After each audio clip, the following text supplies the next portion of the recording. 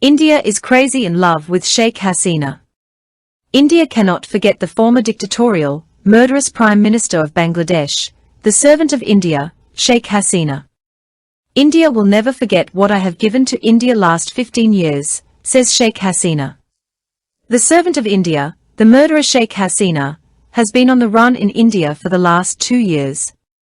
At this moment, India cannot perform diplomacy alone in Bangladesh.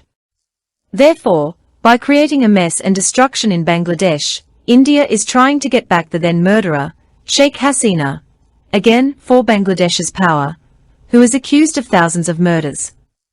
Therefore, now India is taking help from Israel, which has killed millions of innocent women, children, teenagers, old people, and young people, and destroyed houses in Gaza. India is now saying through its media and broker journalists and broker people like Tarun Ghosh that Tariq Rahman, Bangladesh Prime Minister, has excluded Israel from the passport to please, and Jamati, and jihadists, and Hamas and Houthi have been given space in Bangladesh. So, keep Sheikh Hasina's gallows hanging by a thread, said Indian senior journalist Tarun Ghosh, Kolkata, India. In fact, these are all Indian tricks. India is playing these dirty political games with the help and cooperation of the media and brokers to tarnish Bangladesh's image internationally, and India is conspiring to anger Israel.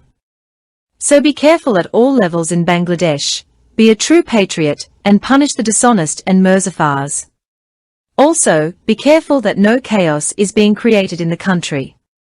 If there is chaos, the neighboring Muzaffars and the enemy country, India, will get the opportunity to do all kinds of activities against Bangladesh, and will take the opportunity. Bharat Sheikh হাসিনার প্রেমে দিওয়ানা হয়ে আছে। এই ভারত বাংলাদেশের প্রাক্তন স্বৈরাচারী, খুনি প্রধানমন্ত্রী ভারতের সেবাদাসী শেখ হাসিনাকে ভুলতেই পারছে না। ভারতকে গত 15 বছর যা দিয়েছি, ভারত তা কোনদিন ভুলতে পারবে না বলেছেন শেখ হাসিনা।